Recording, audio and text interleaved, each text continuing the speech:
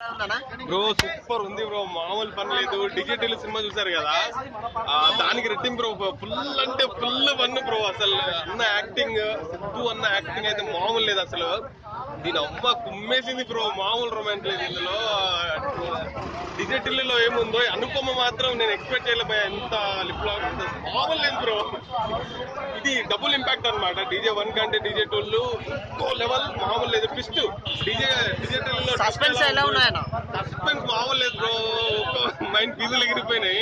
రాధిక మళ్ళీ అనిపించింది అయ్యో ఇందులో 2 లో. రొమాంటిక్ సీన్ లో హీరోయిన్ అసలు ఇప్పటివరకు ఆమె అనుభవాన్ని అంతలా డెప్త్ గా చూడలేదు.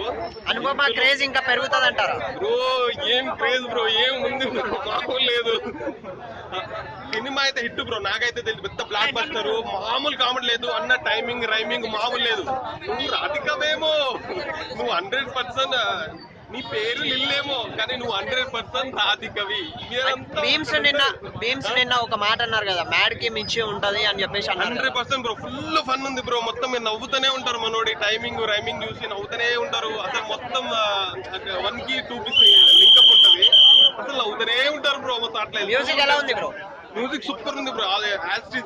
దానికంటే రెట్టింపు కొట్టిండు దీంట్లో మ్యూజిక్. ఏమైనా ఫైట్స్ ఏమైనా ఉన్నాయా బ్రో? ఫైట్స్ ఉన్నాయి.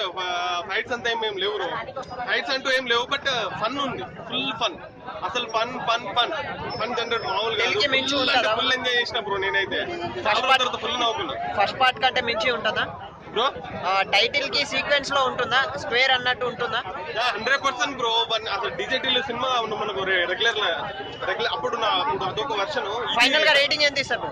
రేటింగ్ 5 కి 4.85 బ్రో. అసలు నాకు అది చాలా ఇంపాక్ట్. చాలా రోజుల తర్వాత మ్యాడ్ సినిమా తర్వాత ఫుల్ గా నవ్వుకున్నా నేను ఈ సినిమా చూసి.